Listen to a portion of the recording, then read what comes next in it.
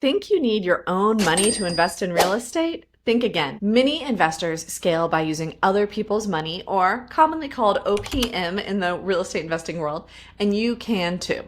Welcome to episode 4 of my 6-part leverage series, where I'm going to break down the different types of leverage real estate investors can use to 10x their growth. A new episode comes out every Monday, so be sure to subscribe wherever you listen so you don't miss out on the next one. And if you didn't hear them already, you might want to go check out the first 3, where I talk about leveraging virtual assistants, leveraging technology, and leveraging a local boots on the ground team. And now today, let's talk about other people's money. Now, using other people's money doesn't mean you don't have money. It means you can do more investing by leveraging OPM than you could with just your own funds. The right funding sources that you grow your portfolio without waiting years to save up capital. So what you'll learn in this podcast today is we're going to break down 4 specific ways of OPM or other people's money. We're going to talk about private lending, hard money, syndication, and creative financing, and thinking about how to structure a deal that investors would want to fund.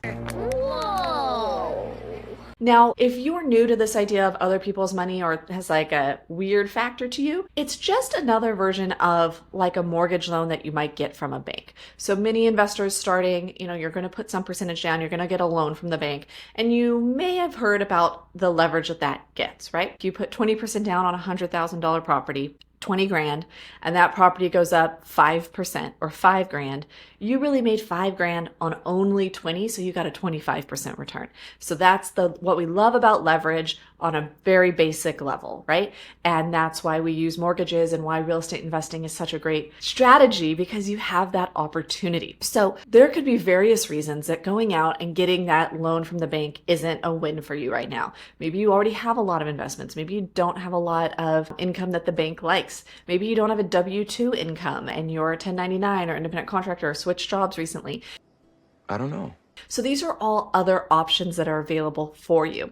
And the other thing I'd throw out, now it's not the focus of this podcast, but something else to think about, is that you can do real estate investing by being the lender on a lot of these as well. So like I personally have a hard money lending business where we lend people money to do the dirty work of flipping properties or burning properties and dealing with all that chaos, and we are just a money partner. So, I'm going to present this from, if you want to be the active investor today, we can also certainly talk about these from the perspective of being the passive or the money lender. If that's of interest to you, drop a comment below, tell me what you'd love to hear more about, and I'll make a video, an episode all about that. So now into the content for today and different types of OPM or other people's money that you could get as an active investor. The first one, we're going to call it private lending. And I will note, we're going to talk about private lending and hard money lending. And, these don't necessarily in the industry, they have ways that they're commonly used, and yet they're often used interchangeably as well. I am separating them out into 2 different categories here, according to how they are often used, and to talk about these 2 specific applications or situations for them. So private lending can be the most flexible funding option, really. All private lending is getting money from a private individual instead of a bank or an institutional lender. Where I see some investors really do well with private lending is they have a friend, a family member, or another investor, someone in their sphere who's looking for the return on their capital, and they don't want to do the work right now. They don't want to find the deals. They don't want to oversee it. They just want to have their money work for them. Money, please. My money.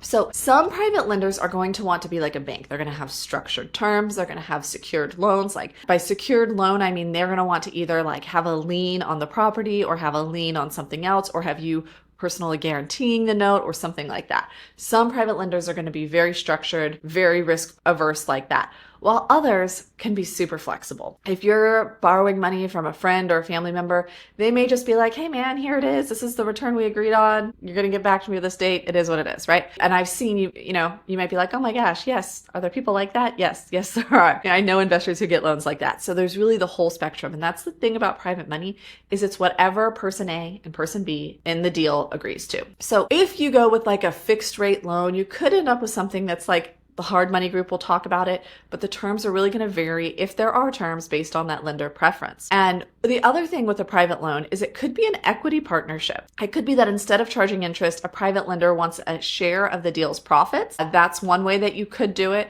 And then unsecured loans can be higher risk for the lender, but they could get you faster approvals. What I think about with lending and with investing in general is there's always a balance, right? You're always going to have a balance on risk versus reward. You're going to always have a balance on cost versus benefit.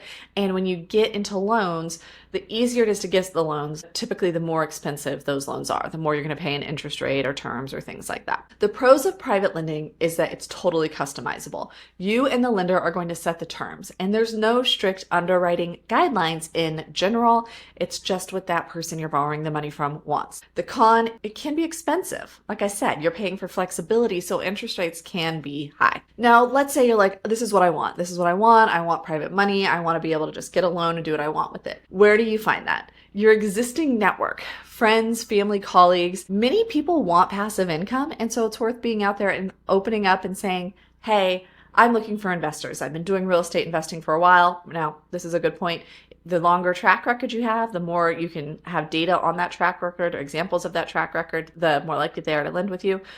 Say, I'm looking to scale it up. I'm looking for some lenders to partner with where they can get passive money for the work that I'm doing. So your existing network is a great way. And keep in mind, a closed mouth doesn't get fed. It can feel awkward, and yet putting it out there is the first step. You can also get this from real estate investor meetups or other groups like that. I know a private lender, she was on the lender side. Someone came up to her in a meetup and said, hey, would you be interested in being a private lender? You've got the cash, you've got the capital. Rather than you doing the flipping yourself, would you be interested in lending to me and I handle everything?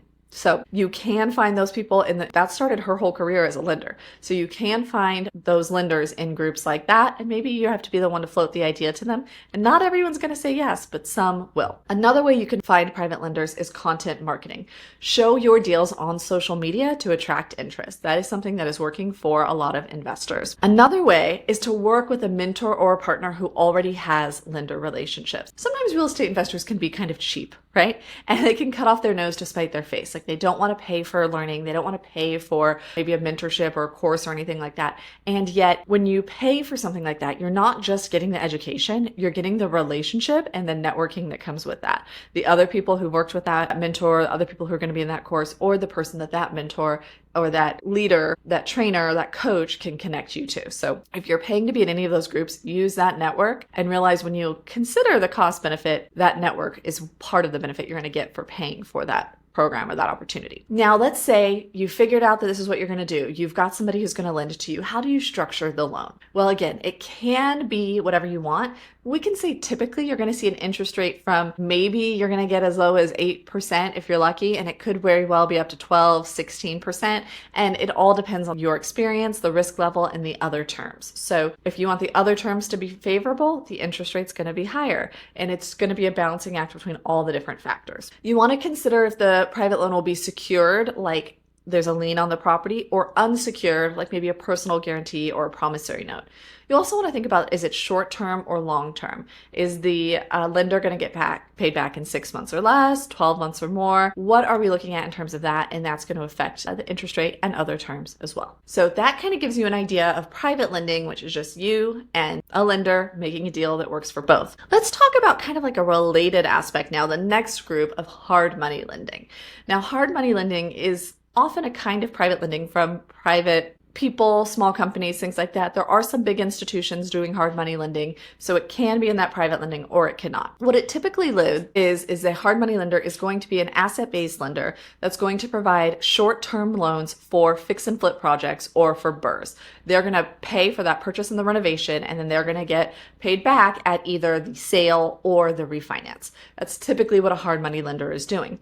And the loan is based on the property, not the individual borrower typically. So they are going to focus on the deal and not your personal finances. They may pull credit to see your overall credit score, see that you don't have a bankruptcy, but they're really looking at the deal. And so what they're looking at is, what is your purchase price? What is your rehab budget? And what do you expect its ARV or its after repair value is going to be? Whether you're going to sell or do a refi, are we seeing that spread where you're going to be able to pay for the purchase and the renovation and make a profit based off what that house is going to be worth after the renovation. So comps are going to be really important here. They may come out and do an appraisal where the appraiser is looking at that ARV or after repair value. They may ask a real estate agent to provide a market analysis or a comparable, CMA to that point. Those are a couple things that they might do, but it's really going to be based on that deal. Now, because they are paying for purchase and renovation, it's typically short-term financing, right? It can be anything as short as 2 to 4 months up to maybe a year. I don't really see hard money lending wanting to go past a year. And these are going to be higher interest rates and fees. Expect to pay 10 to 18% interest, really, depending on all the other things, and 1 to maybe even as high as 4 points at closing. Points are like a percentage of that loan price, by the way. That's the short answer about points. Now, what are the pros of hard money lending? It's fast. Some lenders can fund as soon as 48 or 72 hours. So they can approve loans within days, not weeks. And they can kind of help you when you're buying from a wholesaler or buying off market as well. Being able to close fast with a hard money loan is important. And also, part of how they can be so fast, and one of the other pros, is there's not as much due diligence as you're going to get with like a conventional loan. And that's part of why it's more expensive, because they don't do as much due diligence, right? They're not checking every little thing.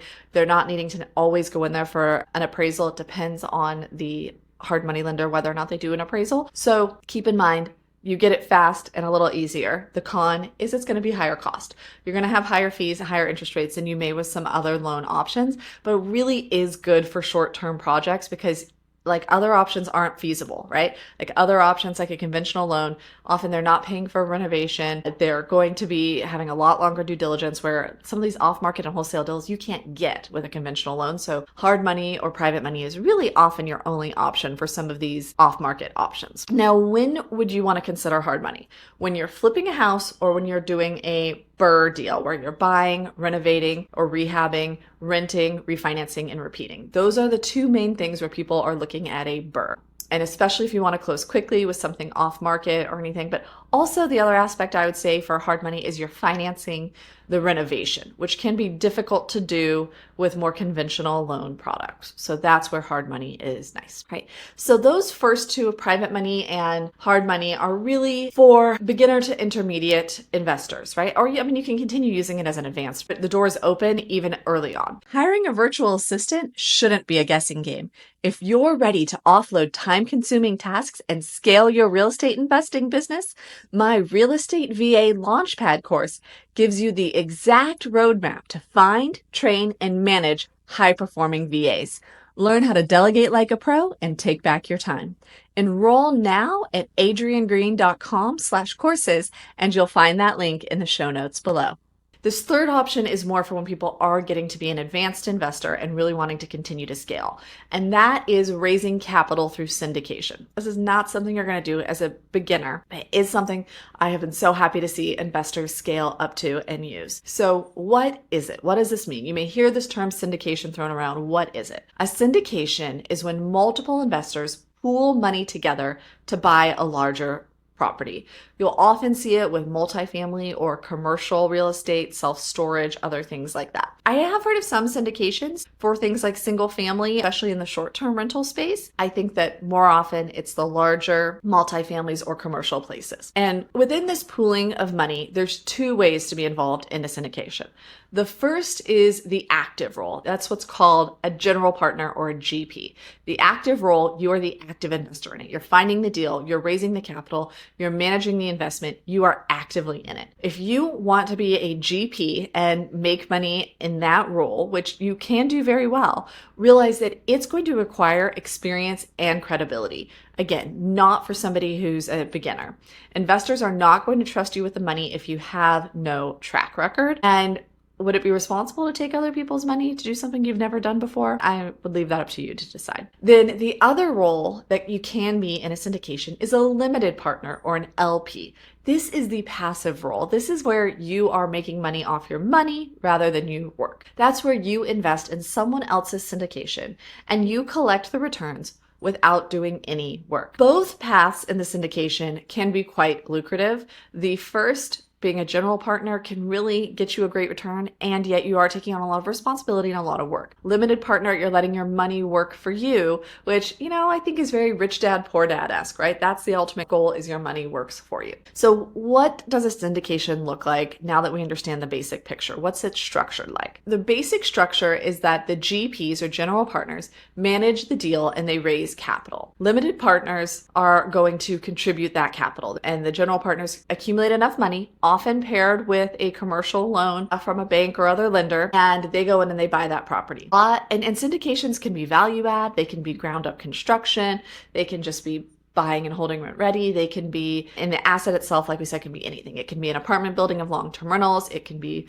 some short-term rentals. It can be self-storage. It can be anything. And what we typically see there is that in terms of the return is that the LPs are going to be made whole and there's going to be some sort of profit split. It can be 70-30, it can be 80-20, and that's like 70% to the LPs, 30% to the GPs, 80% to the LPs, 20% to the GPs, something like that. There also can be preferred returns, like prefs as they're called. And you might see in a syndication that there's multiple levels of investment or LP opportunity. And so the more money you put in, the better terms you get. And there's a lot of different things in syndications. If you're looking at those in depth or you have specific questions about them, we can talk about them more. I can get some people on the podcast as guests who are syndicators.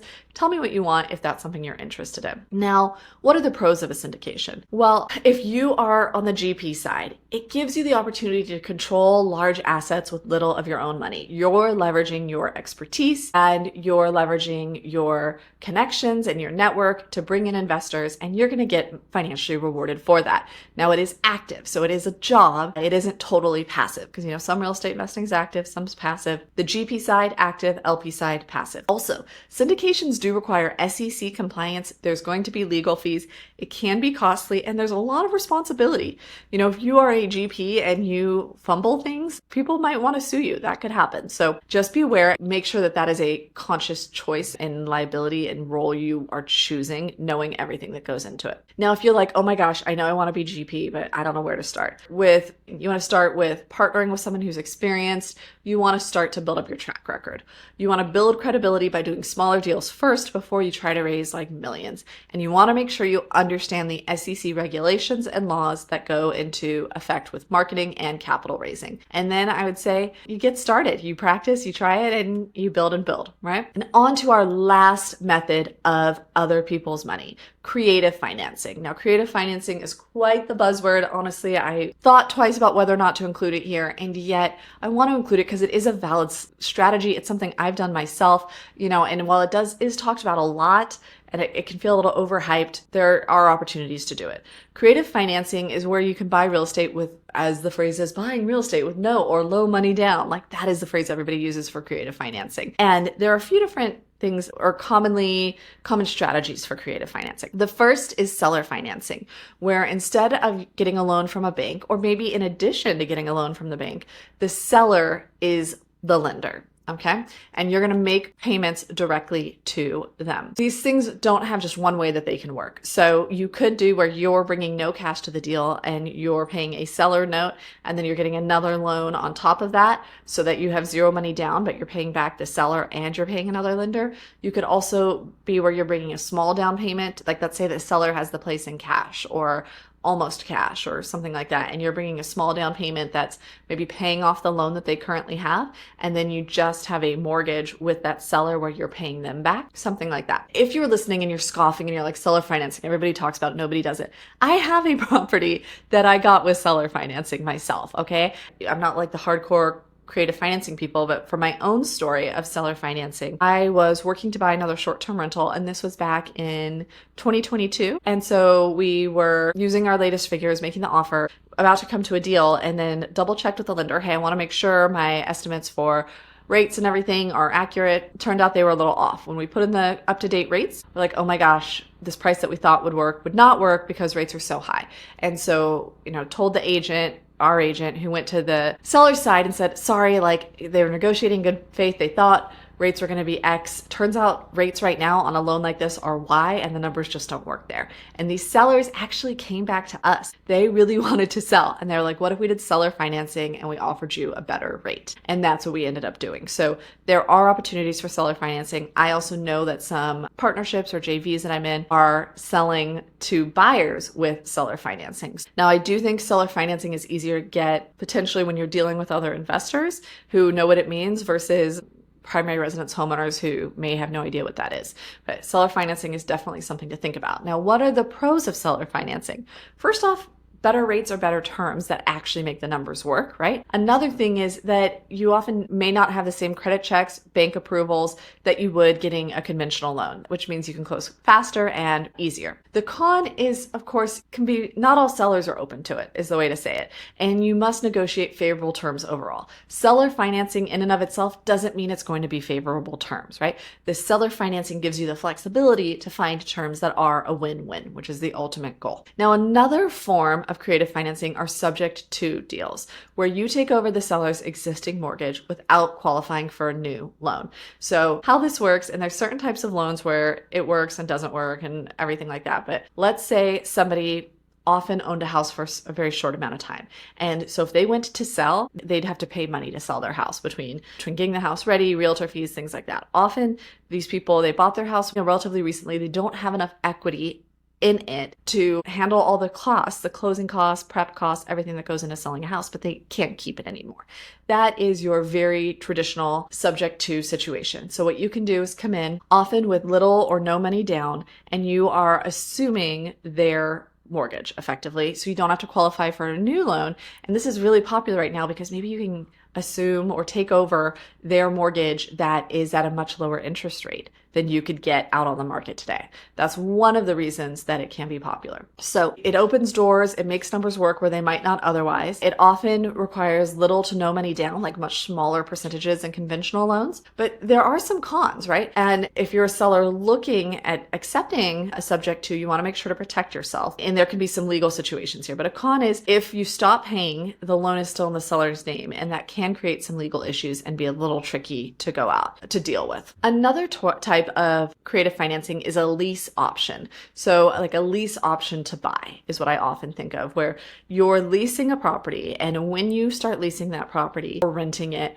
you in that lease, you go ahead and set up a purchase option as well. So typically that means that you have the first right to buy the house. Nobody else can buy the house unless you choose not to, for a set amount of time, and often at a set price. Like let's say that you're going to rent a house for, we'll use easy numbers, $2,000 a month. This is a $200,000 house. And you set up this lease. I'm going to lease this house for 2 years. Maybe you're doing short-term rental arbitrage and you're going to have it on, short-term rentals, something like that. And you say, okay, I also am going to get an option. Let's say this goes well and I want to buy the house. I'm going to get an option where if any time during those next 2 years, I want to buy the house for $200,000, I can come to the seller and they're going to agree because we already have this lease option to buy, and they will sell it to me for $200,000. That is what a lease option is. And I don't see it used much, and yet it can be really great when you do use it, because if you're agreeing at a price now to buy this house for the next 2 years, it's probably going to appreciate. So when you do come to buy it, assuming that your short-term rental arbitrage works well in our example, then you're going to probably get a better price. And it's also a win for the seller. Like they don't need to go on the market. They don't need to deal with that back and forth. They don't need to deal with getting it ready. They have an easy sale to the renter who's already in the house. So the lease options can be really great, especially if you don't have the capital now. And so you want to rent it, do something with the property, and then buy it later. But the con is you've got to find a seller who's willing to do it. And typically when people don't understand things, they just say no. So there can be some education aspect to it there. Now, if you want to scale your real estate investing, you need to run it like a business where deals, funding, and systems flow seamlessly, and I can help. That's my jam. Inside my coaching program, we build the processes, team, and funding strategies that allow you to scale without working 24/7. If you're serious about growing, you can book a free strategy call with me. You want to head on over to adriennegreen.com/coaching and click the link, schedule something on my calendar. I look forward to connecting with you, hearing about your portfolio, and seeing how I can help. Now, if you've liked this episode, make sure to like and subscribe, and I'll see you again next week.